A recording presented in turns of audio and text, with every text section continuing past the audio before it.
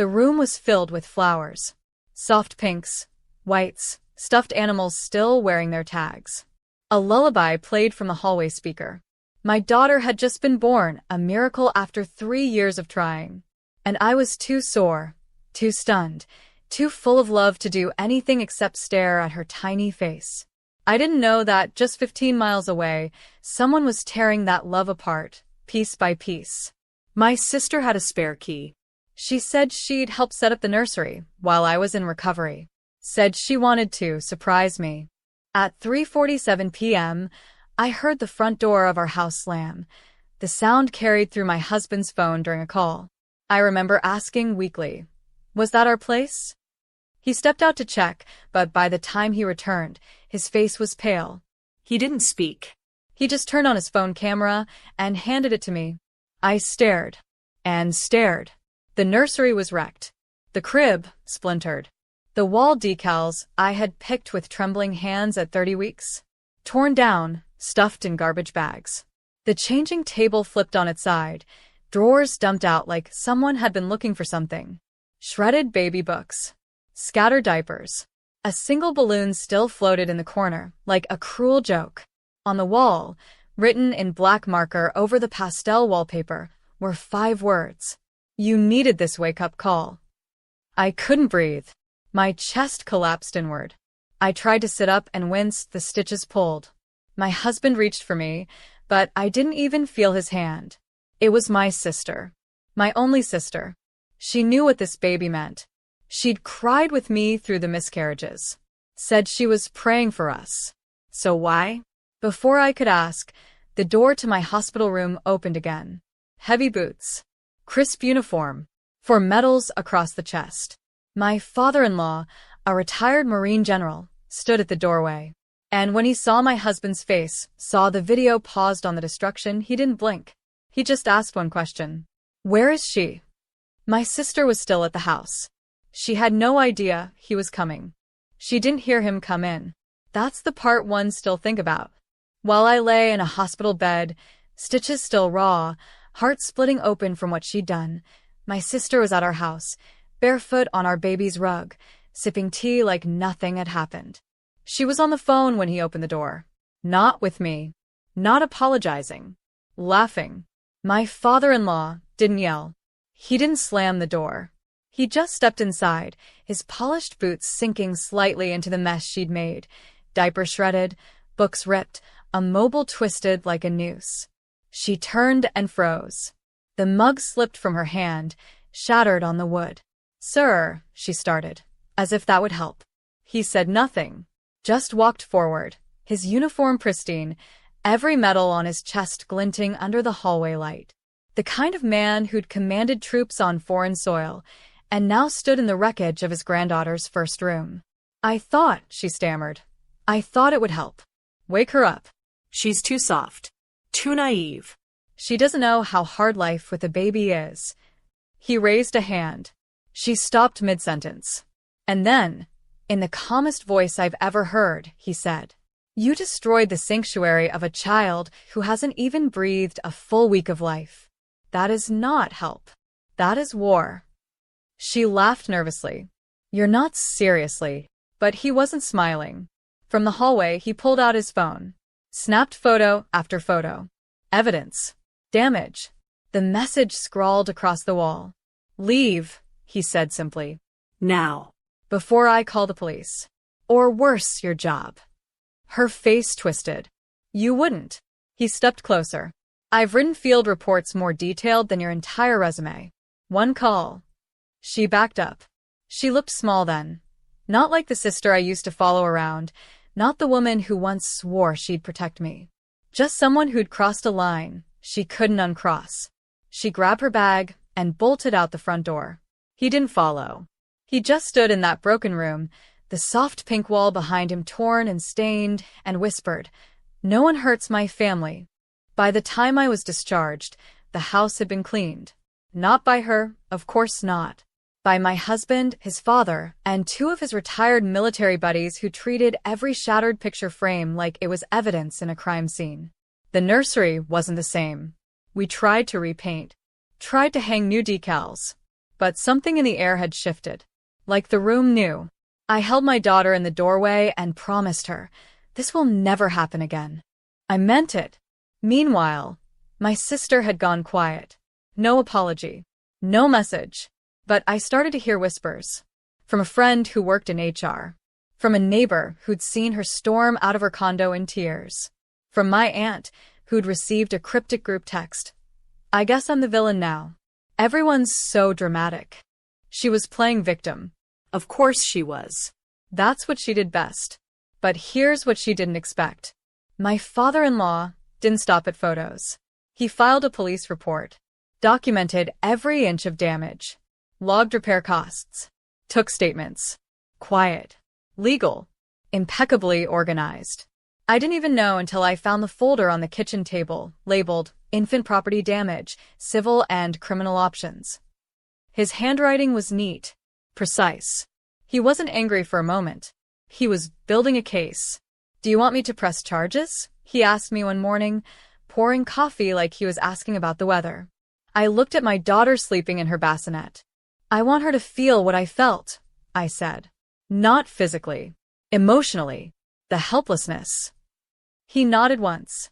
Understood. That week, a formal letter was sent to her employer. Not from me. From a licensed attorney. It didn't accuse. It simply stated the facts. She entered a home without permission. She caused emotional and property damage affecting an infant. A civil claim was being considered. And just like that, the cracks started to show. She posted vague quotes online, deleted comments, went off private, Back on. and then she called me, voice low. Tight. You're ruining my life over some baby furniture? I smiled, just slightly. No, I said. You did that. And I hung up. By week 2, the fallout was no longer silent. Her job placed her on leave, pending internal review. She deleted her LinkedIn. Family group chats started to split like fault lines, some defending her, others asking, why would she even do something like that? The story had leaked, not from me, but from the paper trail. The police report, the formal letter, the photos someone else forwarded to someone else, and suddenly, the truth had legs. And still, she hadn't said the words. Not once. No, I'm sorry. No, I was wrong. Instead, she texted my husband. Your father's gone too far. She's using the baby to punish me. That was the moment I stopped feeling conflicted. The moment I stopped wondering if I'd been too harsh. Because there's a kind of broken you don't come back from. The kind where someone looks at your newborn child and sees an opportunity to hurt you.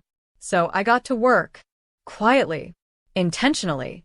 The baby registry company had security footage from the day she walked in and canceled half the items we'd ordered in store.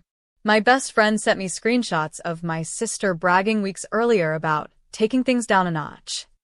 Another mom from our neighborhood messaged, saying she'd overheard my sister at a cafe talking about how I was getting too much attention lately. Piece by piece, her jealousy became public record. No shouting. No chaos. Just truth. And then came the baby shower photos. Not mine, hers. From 4 years ago. I reposted one. No caption. Just the image of her beaming beside a pristine nursery, surrounded by gifts and love. People understood. And in the comments, someone wrote, wild how someone who had so much joy for her own child could destroy someone else's. It spread. Quietly. Organically. She noticed. She texted me again. This time just one sentence. You really want to ruin me? And I replied, No. I want you to remember what you ruined. Every single time you see a crib, hear a lullaby, or walk past a baby aisle, I want you to remember. The knock came just before midnight. I was rocking my daughter by the window, her soft breathing steady against my chest, when I saw the silhouette on the porch. At first, I thought it was a neighbor, but then the shape shifted, arms crossed, pacing like a trapped animal. My sister. I didn't open the door. Not at first. My husband came down the stairs, shirt wrinkled, eyes sharp. You want me to handle this? But I stood, carefully placed my daughter in her bassinet, and opened the door myself. She didn't wait for an invitation. She stepped inside like she still belonged, like she hadn't shattered the quiet peace of this home 2 weeks earlier. Okay, she said, already shaking. I messed up. I know. But you're turning this into a circus. You need to stop. I stared at her, at the trembling hands, the puffed eyes, the unraveling pride. You didn't just mess up, I said. You violated something sacred. She laughed bitterly. God, you always act like you're some kind of martyr. It was furniture. It was just a stupid room. My voice cut through hers. It was hope. She blinked. It was the room I sat in every night wondering if I'd ever get to hold a child. It was the color I picked after the 4th miscarriage. It was the one place in this house that wasn't filled with grief until you decided to stain it with your own. She was quiet now, breathing hard, tears clinging to her lashes. I lost everything, she whispered. My job. Half my friends won't speak to me. You lost their version of you, I said. The one you created, not the one you became. She stepped forward. So that's it? You're done with me? I glanced over at the bassinet. No, I said softly. But I'm done making you the center of my forgiveness. Behind me, my husband had taken out his phone. He pressed play. A video. The nursery. The wreckage. The writing on the wall. My sister's voice, from the background. She needs to wake up. Her eyes went wide. You recorded it? My husband spoke calm. No. You did. We had cameras installed last month. You forgot. Her mouth opened. Nothing came out. I didn't need to say another word. She walked out in silence. And this time, the door didn't slam. It closed, softly, finally. The silence didn't last long. Within 48 hours, her voice was back, just not in my house. This time, it echoed online. A half-apology video posted to her private story. Teary-eyed. Dim lighting. Cropped sweater.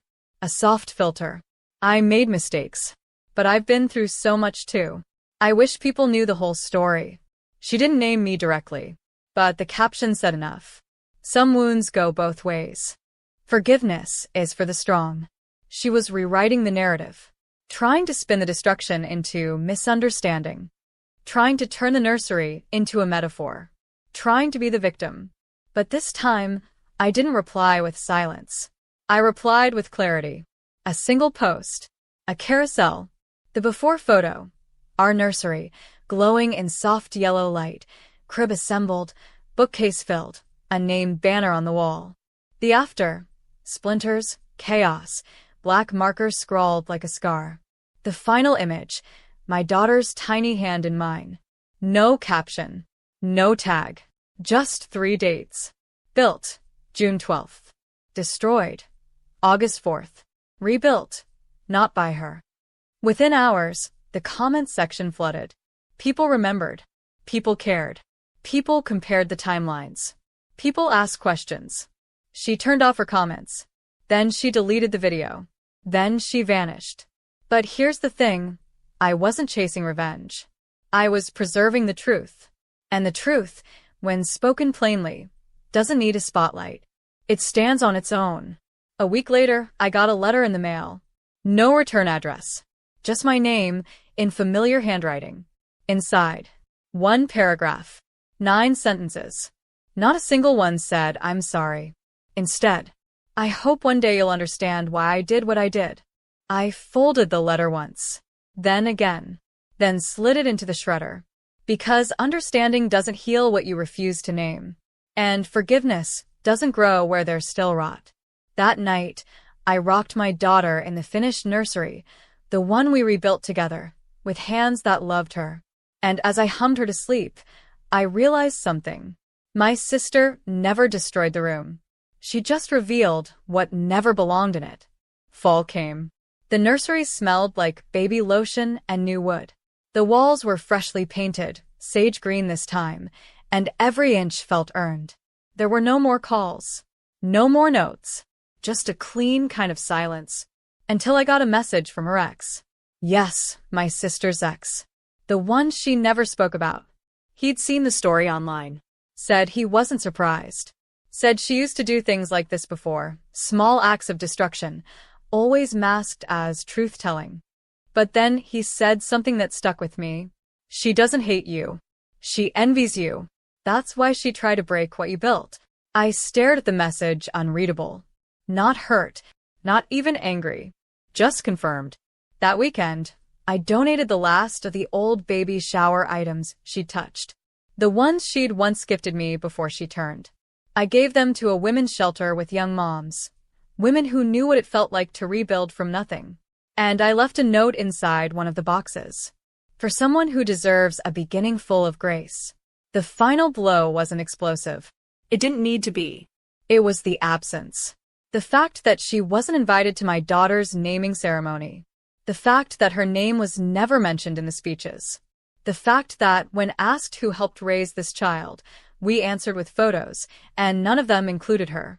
She tried to text one last time. A picture from years ago. Us in matching dresses as kids. No message. Just nostalgia. I didn't reply. I just archived it. Because some memories aren't wounds. They're warnings. Later that night, I watched my husband cradle our daughter under the string lights in our backyard. My father-in-law grilled quietly in the corner, apron on over his uniform pants. Friends laughed over dessert. And me? I didn't miss her. Not even a little. Thumbnail-worthy scene. A peaceful backyard evening. String lights glowing. Husband holding the baby. Narrator watching with a quiet smile, while an old photo of two little girls in matching dresses lies folded on a nearby table, untouched. The first birthday came fast. I held my daughter as the candle flickered on her tiny cake. One flame. 1 year. One lifetime away from the day my sister tore everything down. The room was filled with softness, warm lights, laughter, baby giggles. No black markers. No broken cribs. Only people who had earned the right to be here. My father-in-law stood in uniform by the kitchen, not because he had to, but because he wanted to. He toasted with sparkling cider, raised his glass, and said, "To beginnings that no one can steal." We all clapped. But me? I watched the doorway, and felt nothing. She wasn't there. No text. No surprise appearance. No final apology. And that was the justice. Not revenge. Not chaos. But her absence. She had removed herself from the narrative. And I'd stopped editing her back in. The baby slept that night wrapped in a handmade blanket from one of my husband's old friends, a Marine who'd driven 4 hours just to deliver it in person. On the tag was a note. Built stronger. Because she's worth it. Later, I sat by the window, alone, moonlight pooling across the nursery floor. I opened a small box, the one that held what was left of that first wrecked room. A piece of wallpaper. A corner of the old mobile. I thought I'd feel something. I didn't. Just peace. Just silence. The kind you earn. Because, in the end, she didn't ruin me. She revealed herself. And I let her go. So now, when I tell my daughter stories about strength, I won't talk about revenge. I'll talk about rebuilding. I'll tell her how love doesn't always roar. Sometimes it just refuses to move. And I'll remind her of one thing. That on the day someone tried to break her story before it began, her family stood, while the destroyer walked herself out.